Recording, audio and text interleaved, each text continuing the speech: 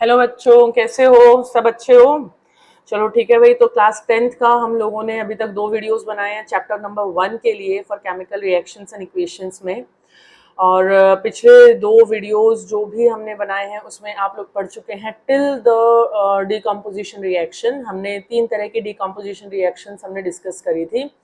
और उसमें हमने पढ़ा था कि भाई हम जिस 3 टाइप्स ऑफ एनर्जी फॉर्म्स हैं जिनको हम यूज़ करके किसी भी गिवन कंपाउंड को ब्रेक कर सकते हैं। और जो 3 फॉर्म्स ऑफ एनर्जी थी हमने पढ़ी थी अबाउट द थर्मल डिकम्पोजिशन, जब हम हीट एनर्जी यूटिलाइज कर रहे हैं।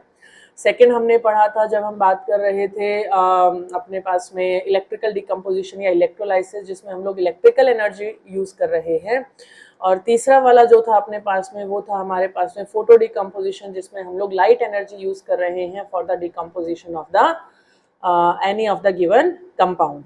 तो आज हम लोग स्टार्ट करेंगे with the third type of the chemical reaction, that is the displacement reaction. You can see with the PPT over here. तो डिस्प्लेसमेंट रिएक्शंस क्या होती है बेटा? डिस्प्लेस करना मतलब हम किसी भी सब्सटेंस को या किसी पर्टिकुलर मेटल को या नॉन मेटल को किसी को हम डिस्प्लेस कर रहे हैं। और डिस्प्लेस कौन कर सकता है? जो कि ज्यादा रिएक्टिव है वो लेस रिएक्टिव सब्सटेंस को उसकी पोजीशन से डिस्प्लेस कर सकता है। तो इसी में अगर हम लोग बात करें तो अपने पास में है, देखिए जरा, डिस्प्लेसमेंट रिएक्शंस में चल रहा है। It involves the displacement of one of the constituent of compound by the another substance. जो कि ज्यादा रिएक्टिव होगा वो लेस रिएक्टिव सब्सटेंस को उसकी जगह से डिस्प्लेस कर देगा। क्या कहा हमने? More reactive element will displace the less reactive element from the soluble solution of its salt. कुछ एग्जांपल्स अगर हम लोग इसमें देखें तो देखिए जरा, जैसे अपने पास में जिंक जो है, जब हम इसका रिएक्शन कराते हैं विद द सल्फ्यूरिक एसिड, तो यहाँ पे आप देखेंगे कि हाइड्रोजन तो H+ की फॉर्म में रहता है और SO4 जो है 2- मतलब एनायन फॉर्म में है। हाइड्रोजन एक कैटायनिक फॉर्म में है। जिंक जो है वो इजीली ऑक्सीडाइज हो जाता है, या फिर जिंक जो है वो हाइड्रोजन से ज्यादा रिएक्टिव है, इसीलिए वो वहां से हाइड्रोजन को तो डिस्प्लेस करेगा और खुद का सॉल्ट का फॉर्मेशन कर लेगा। तो यहाँ पे मेरे पास बना जिंक सल्फेट और साथ में हाइड्रोजन गैस जो है वो इवॉल्व हुआ। सो जिंक ने हाइड्रोजन को वहां से डिस्प्लेस करा है। That's why such type of reactions are the displacement reactions. Iron जैसे डिस्प्लेस करता है copper from the copper sulphate solution. Iron जो है वो कॉपर से ज्यादा रिएक्टिव होता है, इसीलिए कॉपर सल्फेट के सोल्यूशन में कॉपर को डिस्प्लेस करके आयरन उसकी जगह अपना सॉल्ट का फॉर्मेशन कर लेगा और कॉपर डिस्प्लेस करके हमारे पास में नीचे सेटल डाउन हो जाएगा। कुछ एग्जांपल्स इसी से रिलेटेड अगर आपने देखा हो तो एक एक्टिविटी है आपके एनसीईआरटी के अंदर, जिसमें हमने टेस्ट ट्यूब 1 के अंदर क्या डाला हुआ है बेटा? कॉपर सल्फेट सोल्यूशन है। कॉपर सल्फेट सोल्यूशन कैसा होता है? ब्लू कलर का है, इसीलिए हम लोग इसको ब्लू विट्रोल भी बोलते हैं। सेकेंड थिंग, हमने क्या ऑब्जर्व किया भाई? हमारे पास में कुछ समय बाद हमारे पास ये कॉपर सल्फेट है। इस कॉपर सल्फेट में हमने आयरन नेल्स को डिप कर दिया for some duration of time. Some duration of time मतलब कि हमें लगभग कम से कम अगर हम बात करें तो 15 से 20 मिनट तो लगेंगे ऑब्जर्वेशंस को देखने में। आपको इंस्टेंट ये रिएक्शन ऑब्जर्व नहीं होगा। अगर आप इसको हाफ एन आवर के लिए साइड में रख देंगे तो आप इसका ऑब्जर्वेशन आसानी से कलर चेंज ऑब्जर्व कर सकते हैं। आयरन नेल रखने के बाद में हमने कुछ समय बाद में जब यहाँ पे इसको ऑब्जर्व किया तो हमने देखा भाई ये ब्लू कलर के बजाय इसका कलर कैसा हो चुका है? लाइट ग्रीन हो चुका है। कैसा हो चुका है? लाइट ग्रीन हो चुका है। लाइट ग्रीन है मतलब कि उसने फॉर्मेशन कर लिया है FeSO4 का। क्या बना लिया है बेटा? FeSO4 का फॉर्मेशन कर लिया है। ये वो आयरन नेल है जो हमने इनिशियली उसमें डिप किया था, और ये वो आयरन नेल है जिसको हमने कुछ समय बाद कॉपर सल्फेट के सोल्यूशन से बाहर निकाला है। तो इसके ऊपर जो आप लोग ब्राउन सब्सटेंस ऑब्जर्व कर रहे हैं वो ब्राउन सब्सटेंस आपका कॉपर है, जो कि इस पे आके डिपॉजिट हो चुका है। और जो आयरन था जो वहां से डिस्प्लेस हुआ था, आयरन जो आपकी नेल से निकल के किस में आ चुका है? आपके सोल्यूशन में आ चुका है और उसने फेरस सल्फेट का सोल्यूशन बना लिया है। एंड दैट इज व्हाई आपके पास में कलर कैसा मिला इसका? ग्रीन कलर का सोल्यूशन आपके पास में यहाँ पे फॉर्म हुआ है। ठीक है, अब हमें कैसे पता चले भाई कौन ज्यादा रिएक्टिव है कौन लेस रिएक्टिव है? किस हिसाब से हम इस चीज को पता करें कि अपने पास जो रिएक्टिविटी है या कौन सा मेटल किसको डिस्प्लेस करेगा? उसके लिए हमारे पास में रिएक्टिविटी सीरीज है। रिएक्टिविटी सीरीज या एक्टिविटी सीरीज भी बोलते हैं हम लोग। ये हम लोग सिंपल सी बात है कि कौन सा मेटल रिएक्शंस करने के लिए ज्यादा एक्टिव है, एक्टिविटी सीरीज, या जो ज्यादा रिएक्ट करेगा आसानी से, दूसरे के कंपैरिजन के अंदर वो उससे ज़्यादा रिएक्टिव कहलाएगा। तो हमारे पास में क्या है, एक रिएक्टिविटी सीरीज है। रिएक्टिविटी सीरीज में जो मोस्ट रिएक्टिव है वो है पोटेशियम, सबसे ज़्यादा रिएक्टिव है। ये पोटेशियम जो है अपने से नीचे वाले जितने भी मेटल्स हैं उनके मेटल सॉल्ट सॉल्यूशंस में अगर हमने पोटेशियम डाला तो पोटेशियम सबको डिस्प्लेस करके अपना खुद का सॉल्ट का फॉर्मेशन कर लेगा। Next is your sodium, barium, calcium, magnesium, aluminium, zinc, iron, ये आपके पास में रिएक्टिविटी सीरीज है।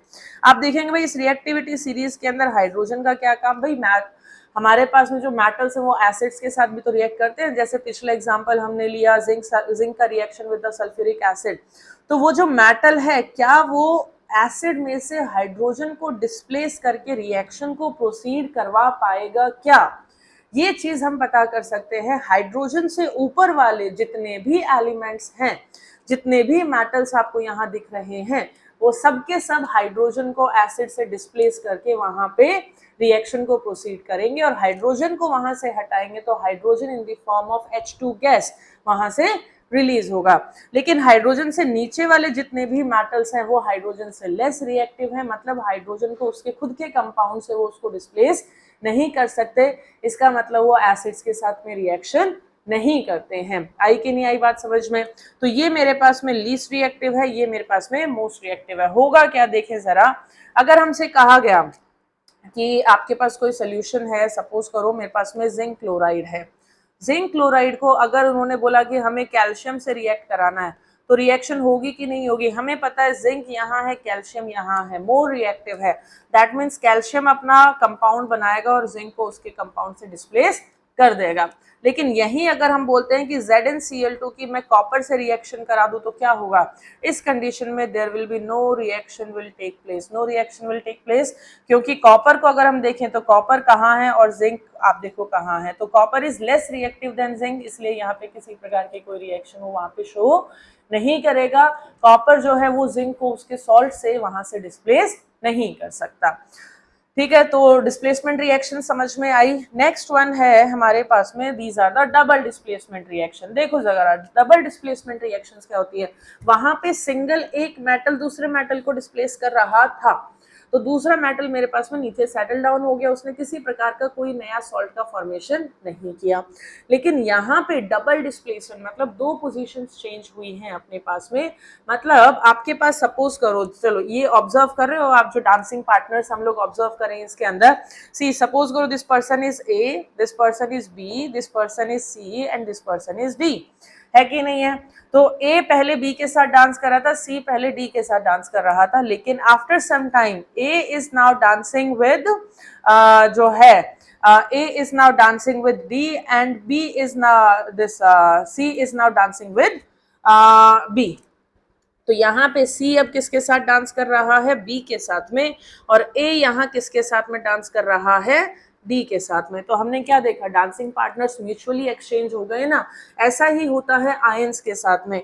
सपोज करो मेरे पास में कोई भी रिएक्शन है, हमारे पास AB प्लस CD का फॉर्मेशन है, जिसने कि बाद में AD प्लस CB बना लिया। पहले लिखा गया है मतलब कि ये कैटायन है, B जो है वो एक एनायन है। इसी प्रकार C आपके पास में एक और कैटायन है और D आपके पास में सेकंड वाला एनायन है। मैं इनको नंबर 1 दे देती हूँ, cation number 2, anion number 1, anion number 2। हमने आफ्टर रिएक्शन क्या ऑब्जर्व किया कि जो कैटायन 1 था वो कंबाइन हो गया है एनायन 2 के साथ में, और जो कैटायन 2 था वो कंबाइन हो गया है एनायन 2 के एनायन 1 के साथ में। तो आयंस क्या हो गए हैं मेरे पास में? एक्सचेंज हो गए हैं। आयंस क्या हो गए हैं? एक्सचेंज हो गए हैं। तो दो पोजीशंस में वेरिएशन आया है। दैट इज वाई ये कैसा है मेरे पास में? एक डबल डिस्प्लेसमेंट है। और ऑब्वियस सी बात है, जब कैटायंस ने एनायंस एक्सचेंज कर लिए हैं तो नए टाइप के कंपाउंड्स तो बनेंगे ही बनेंगे। So there will be the formation of 2 new compounds.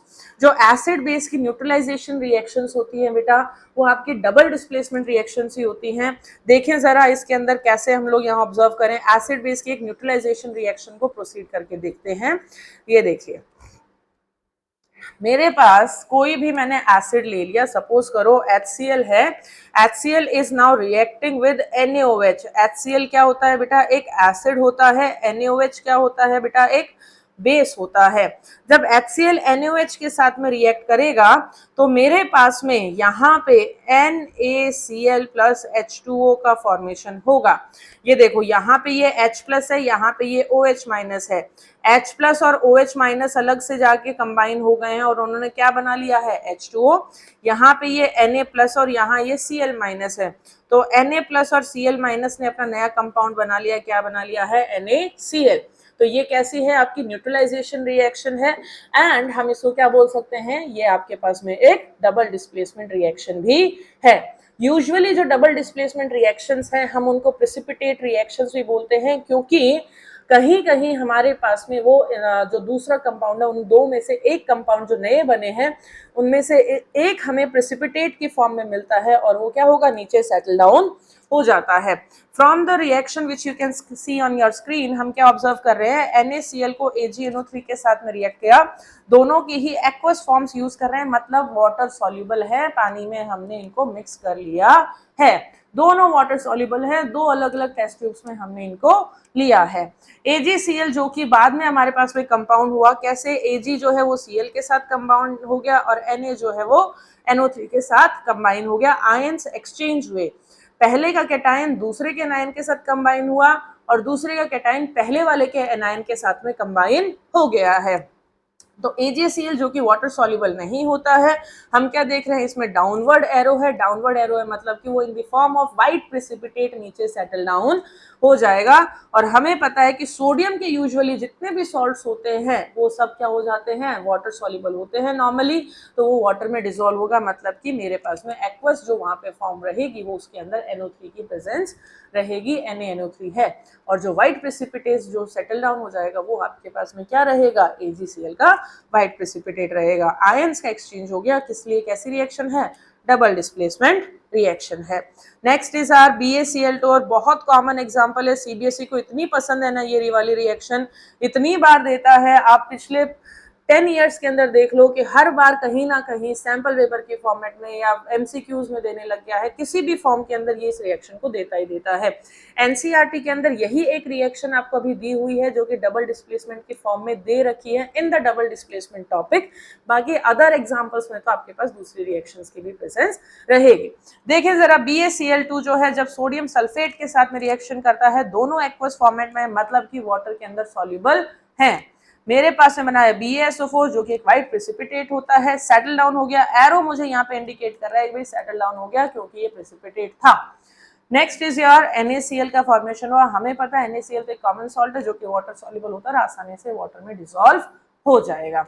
This is one of the another double displacement reaction. तो समझ में आई नहीं आई सबको, ठीक है। तो चार तरह की रिएक्शंस हम लोग अभी तक इस चैप्टर में पढ़ चुके हैं।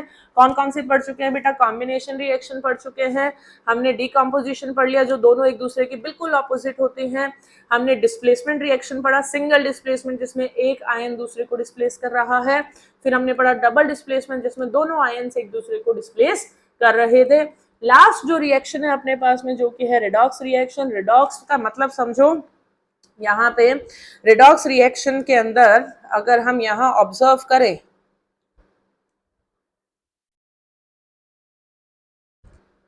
देखो जरा, रेडॉक्स के अंदर, रेडॉक्स रिएक्शन की हम लोग बात कर रहे हैं। क्या हो रहा है बेटा रेडॉक्स रिएक्शन के अंदर, नाम ही बता रहा है कि यहाँ पे रिडक्शन और ऑक्सीडेशन दोनों चलेंगे। क्या होगा, रिडक्शन और ऑक्सीडेशन दोनों चलेंगे। ऐसी जो रिएक्शंस होती है वो क्या कहलाती हैं, रिडॉक्स रिएक्शंस कहलाती हैं, ऑक्सीडेशन और रिडक्शन। होता क्या है भाई, ऑक्सीडेशन क्या होता है, रिडक्शन क्या होता है, समझें जरा।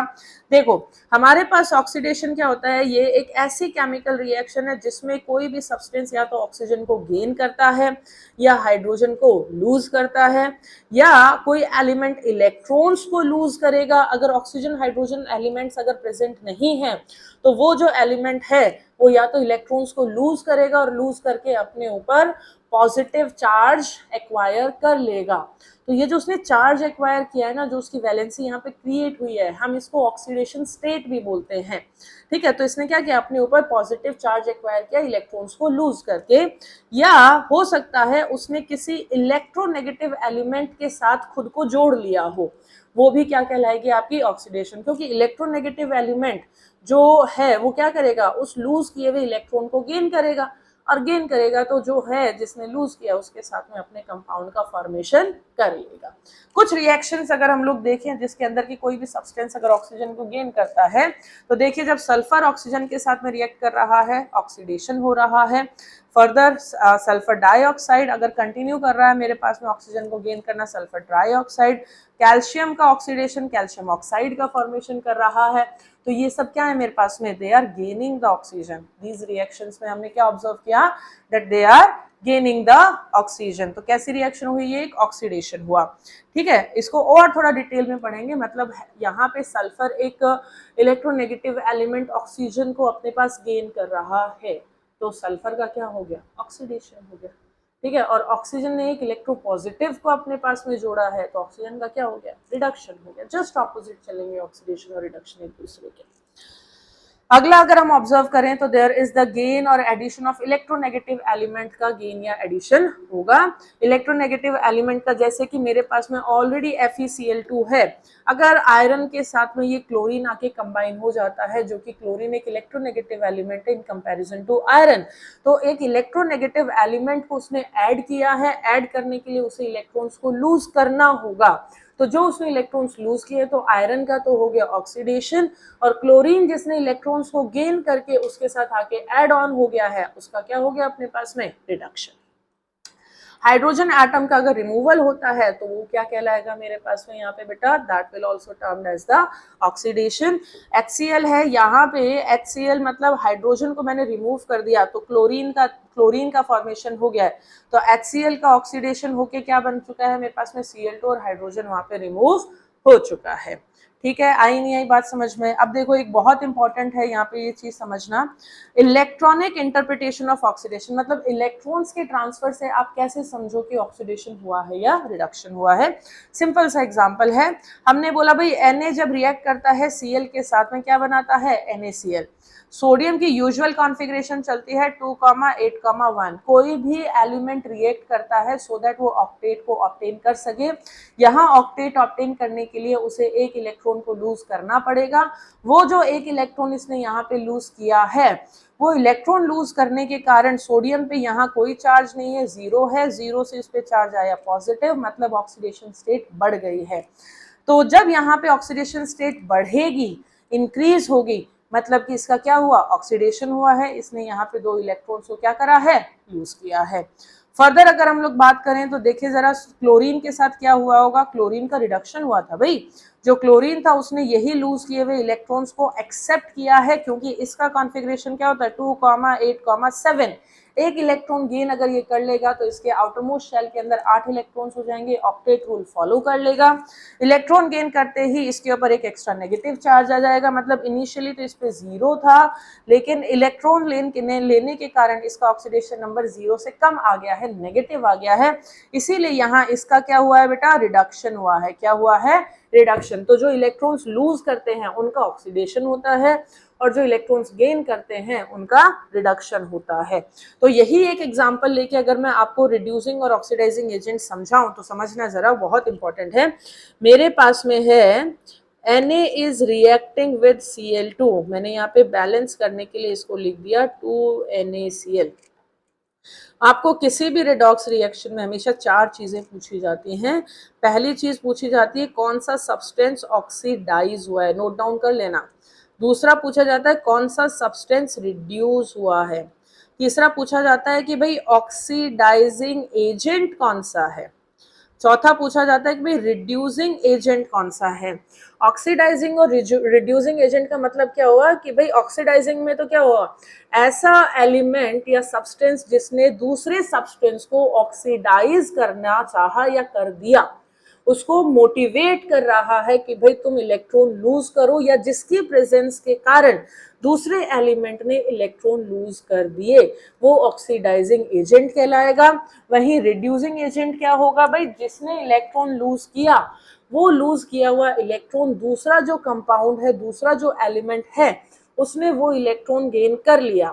तो जब वो एलिमेंट लूज करेगा तभी तो दूसरा गेन करेगा, और उसके लूज करने के कारण ही दूसरा एलिमेंट का रिडक्शन हुआ है।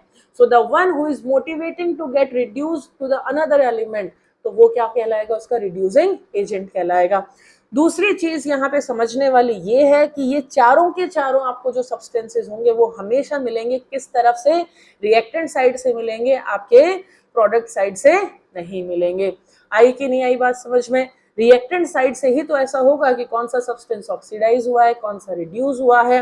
रिएक्टेंट साइड में ही तो वो एजेंट होगा जिसने ऑक्सीडेशन को प्रोवोक किया होगा, और रिएक्टेंट साइड से तो ऐसा होगा जिसने रिडक्शन को प्रोवोक किया होगा। आई कि नहीं आई बात समझ? चलो, इसमें अगर हम देखें तो कौन से सब्सटेंस का ऑक्सीडेशन हुआ है? सोडियम का हुआ है, क्योंकि सोडियम ने तो इलेक्ट्रॉन लूज किया है क्लोरीन को। यहां से ऑब्जर्व करें जरा नीचे, यहाँ जो रिएक्शन है इसमें देखो, सब्सटेंस रिड्यूस कौन सा हुआ है बेटा? क्लोरीन रिड्यूस हुआ है। ऑब्वियस सी बात है, क्यों भाई? क्लोरीन ने तो इलेक्ट्रॉन जो सोडियम ने लूज किया था उसको एक्सेप्ट किया है, तो जो एक्सेप्ट करेगा उसका रिडक्शन होगा।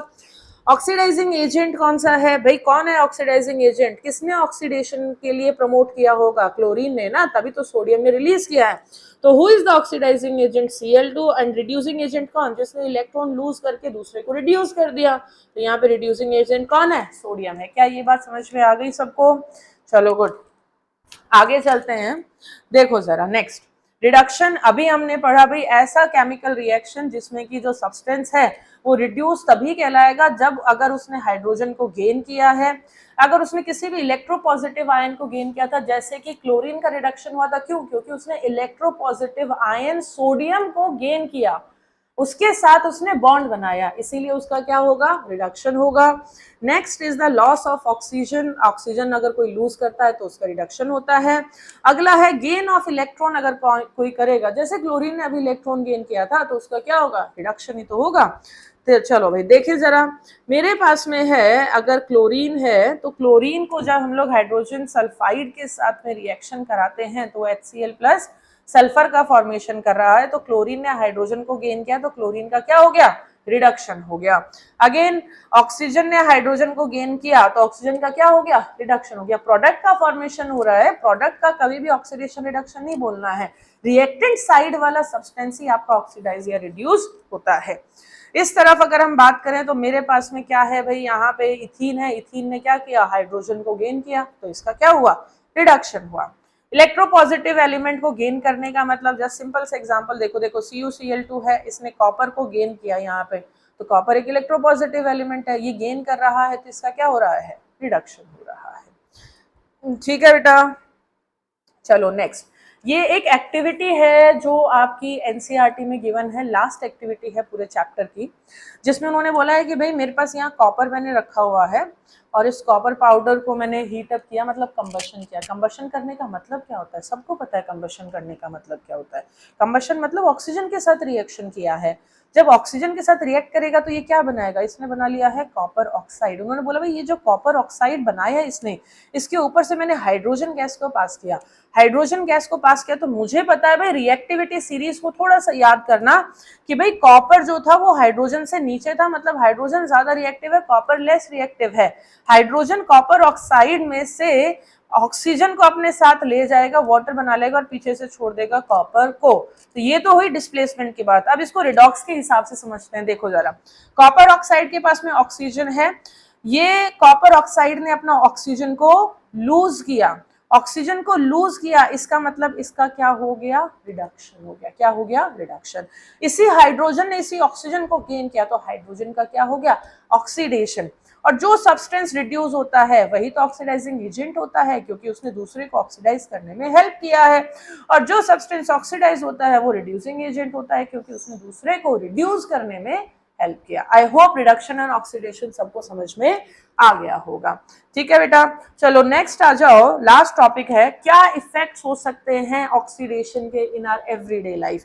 देखो काफी पॉजिटिव भी है, काफी नेगेटिव भी है। ऑक्सीडेशन होना मतलब कंबशन करना। क्या करना? कंबशन। कंबशन जैसे कि मीथेन अपने पास में है, वो ऑक्सीजन से रिएक्ट कर रहा है, तो क्या कर रहा है? कंबशन ही तो हो रहा है। CO2 प्लस H2O के साथ में क्या रिलीज करेगा? एनर्जी रिलीज करेगा। तो जो भी कंबशन होती हैं वो रिएक्शंस हमेशा क्या करती हैं? हीट एनर्जी रिलीज करती हैं। कंबशन हो कैसे सकता है? सिर्फ ऑक्सीजन से रिएक्शन के कारण ही तो होता है, इसीलिए कंबशन क्या है? एक तरीके से ऑक्सीडेशन ही कहलाएगा। रेस्पिरेशन जो हम करते हैं क्या वह आपके पास में कंबशन है कि नहीं है? बिल्कुल है। क्या वह ऑक्सीडेशन है कि नहीं है? बिल्कुल है। आपके पास में जो रेस्पिरेशन प्रोसेस है उसमें क्या होता है, ग्लूकोज मॉलिक्यूल ऑक्सीजन से रिएक्ट करता है। ऑक्सीजन से रिएक्शन मतलब ऑक्सीडेशन, ऑक्सीडेशन मतलब कंबशन हो रहा है, रिलीज करेगा CO2 इन वाटर और रिलीज करेगा energy in the form of ATPs की फॉर्म में रिलीज कर रहा है, जिसको कि हम लोग यूटिलाइज करते हैं, हमारे सेल्स यूटिलाइज करते हैं फॉर आवर डेली फंक्शनिंग। ठीक है। अब यार पॉजिटिव हैं तो नेगेटिव भी हैं, काफी हार्मफुल इफेक्ट्स भी होते हैं कंबशन के, या हम बोले ऑक्सीडेशन की, जो कि मोस्ट इंपॉर्टेंट है कॉरोजन। कॉरोजन क्या होता है? देखो, rusting is like one of the corrosion category. तो रस्टिंग में हम लोग बोल देते हैं भाई आयरन का रस्ट हो गया, वो रस्टिंग कहला रहा है। तो आयरन मतलब एक स्पेसिफिक मेटल का हमने जब बात किया, जब उसने ऑक्सीजन से रिएक्ट किया तो हमने उसको रस्टिंग बोल दिया। लेकिन कॉरोजन तो किसी भी मेटल का हो सकता है। मेटल कैसे होते हैं? They have the shiny surface. तो जिन सब्सटेंसेस की सरफेस शाइनी है, अगर वो धीरे धीरे सराउंडिंग की गैसेस के कांटेक्ट में आएंगे तो वो जो शाइनी सरफेस है धीरे धीरे डल होने लग जाएगी, और जैसे जैसे वो सरफेस डल होगी वो जो मेटल्स हैं वो अपनी शाइन को लूज करेंगे, और धीरे धीरे वो मेटल जो है वो that will be eaten up by the surroundings, corrode होता जाएगा, खराब होता जाएगा, मेरा मेटल जो है वहां से एक अलग से कंपाउंड का फॉर्मेशन कर लेगा। तो ये जो फॉर्मेशन है that slowly eating up of the surface of certain metals, जब हम उनको ओपन में छोड़ देते हैं for the longer duration of time, that is a process of corrosion. कैसे बचा सकते हैं हम लोग कॉरोजन से? गैल्वेनाइजेशन। गैल्वेनाइजेशन का मतलब क्या हुआ भाई, हम जो ज्यादा रिएक्टिव मेटल्स हैं उन मेटल से जो लेस रिएक्टिव मेटल जिसको हमें बचाना है, उस जिस मेटल को बचाना है उससे ज्यादा रिएक्टिव मेटल की उसके ऊपर कोटिंग कर दो। वो जो कोटिंग हो जाएगी वो क्या करेगी, अब वो जो मेटल है नीचे की तरफ वो तो बिल्कुल सेफ हो गया, और ऊपर वाला जो मेटल है वो ज्यादा रिएक्टिव है, वो अपने रिएक्ट करेगा एनवायरनमेंट में प्रेजेंट ऑक्सीजन के साथ और एक प्रोटेक्टिव लेयर की फॉर्मेशन कर लेता है, और वो जो प्रोटेक्टिव लेयर है वो फर्दर कॉरोजन होने नहीं देती है। क्या ये बात समझ में आ गई? यहीं पे जिंक का जो हम लोग आयरन के मटेरियल्स के ऊपर कोटिंग कर देते हैं, दैट प्रोसेस इज कॉल्ड क्या? गैल्वेनाइजेशन। ठीक है बेटा। Next one is our alloying. Alloying का मतलब क्या होता है? अलॉयज बनाना। हम मिक्सचर्स बना लेते हैं मेटल का किसी दूसरे मेटल के साथ या किसी दूसरे नॉन मेटल के साथ, जैसे कि हम लोग स्टील बनाते हैं। आयरन तो कॉरोड हो जाता है, रस्टिंग हो जाता है, लेकिन अगर हम उसी आयरन में some amount of carbon mix कर दें, कुछ amount of nickel chromium mix कर दें, तो मेरे पास में एक नया अलॉय बन के आता है जिसको हम बोलते हैं स्टेनलेस स्टील। अब स्टील के तो रस्टिंग होती ही नहीं है, तो अलॉइंग एक ऐसा प्रोसेस है जिसको आप यूटिलाइज कर सकते हो सो दैट आपके मेटल्स जो है वो कॉरोड ना हो। तीसरा, पेंट कर सकते हो। पेंट करने का फायदा क्या है भाई, आपकी जो टॉप सरफेस है मेटल की वो डायरेक्ट आपके एनवायरनमेंट के कांटेक्ट में नहीं आएगी। पेंट कर देंगे या ऑयलिंग कर देंगे या ग्रीसिंग कर देंगे तो एक ऊपर एक लेयर बना लेगा, जिससे कि आपका सब्सटेंस जो मेटल है वो आपके एनवायरनमेंट में कांटेक्ट में नहीं आएगा, और कांटेक्ट में नहीं आएगा तो वो आसानी से कॉरोड नहीं होगा। एक है इलेक्ट्रोप्लेटिंग कर देना। जैसे हम लोग घर पे आपके टैप्स वगैरह होते हैं, नल वगैरह जो हैं, इंटरनली तो आपके आयरन के फॉर्म रहते हैं, लेकिन ऊपर आप देखते हैं कितना स्टील कलर का प्लेटेड है, सिल्वर प्लेटेड है, तो मतलब हमने उन पे क्रोमियम की प्लेटिंग कर दी है। अब क्रोमियम की प्लेटिंग से क्या हुआ कि भाई हमारा जो आयरन है वो डायरेक्टली एनवायरनमेंट के कांटेक्ट में ही नहीं आया, क्रोमियम ने अपनी एक लेयर बना ली उसके ऊपर। जब वो उसके ऊपर एक लेयर बना लेगा तो वो आपके एनवायरनमेंट के कांटेक्ट में आयरन नहीं है, तो आयरन आपका कैसा रहेगा? बिल्कुल सेफ रहेगा और वो डस्ट फ्री रहेगा। आई होप ये चीज सबको समझ में आ गई होगी। एक अपने पास में लास्ट टॉपिक है after corrosion, that is the rancidity. Rancidity क्या होती है बेटा? ऑक्सीडेशन होता है हमारे फूड मटेरियल्स का, ऐसे food materials which consist fats and oils की जिनके पास में प्रेजेंस होती है, वो धीरे धीरे ऑक्सीडाइज होने लग जाते हैं। ऑक्सीडाइज होने के कारण उनका टेस्ट बदल जाता है, उनकी स्मेल बदल जाती है, काफी अनप्लेजेंट हो जाते हैं फॉर ईटिंग और for smelling and all that. ये जो प्रोसेस है क्या कहलाता है? रेंसिडिटी। कैसे बचाएं किसी भी हमारे फूड मटेरियल को? हम लोग एंटीऑक्सीडेंट्स यूज करते हैं सो दैट आपका जो सब्सटेंस है वो ऑक्सीडाइज ना हो, फूड आपका सेफ रहे। हम ऐसा कर सकते हैं कि भाई हमारा फूड मटेरियल डायरेक्ट एनवायरनमेंट के कांटेक्ट में ही नहीं आए, हम उनको एयर टाइट कंटेनर्स में फिल कर देते हैं।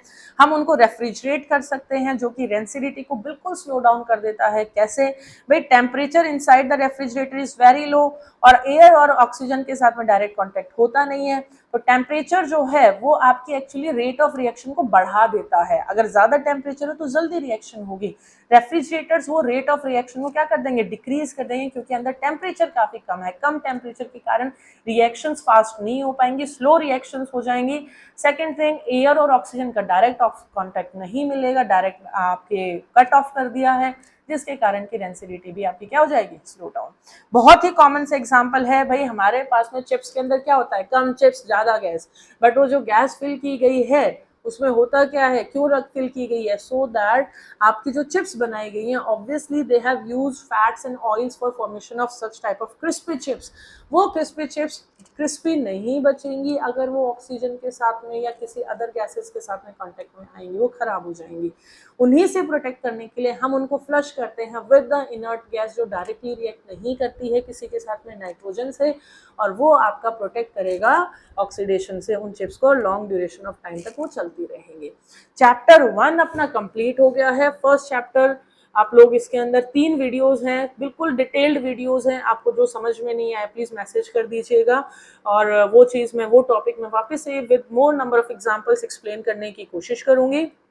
सो कंप्लीट चैप्टर 1 हो गया है। आप लोग पिछले 2 वीडियोस भी देखिएगा, उसमें आप लोगों को समझ में आएगा। बाकी जो भी लिंक है उन 2 वीडियोस के मैं डिस्क्रिप्शन बॉक्स के अंदर यहाँ पे फिल कर दूंगी। अगला जो वीडियो रहेगा इसके अंदर, वो मेरे पास में अब हम लोग डिस्कस करेंगे एनसीईआरटी चैप्टर 1 का complete solution with the NCERT PDF हम लोग यहाँ पे डिस्कस करेंगे, जिसमें कि पूरा चैप्टर एक बार हम लोग रिवाइज कर लेंगे, और साथ ही साथ इंटेक्स्ट क्वेश्चन और बैक एक्सरसाइज क्वेश्चंस हम लोग डिस्कस करेंगे अगले वीडियो के अंदर। उसी के साथ हमारा चैप्टर 1 यहाँ पे कंप्लीट हो जाएगा। If you like the video और if you are like the explanation which I did, तो please like, share and subscribe my channel, and also refer to your friends who may get benefit from this. Okay, chalo till then, thank you so much, take care, bye bye.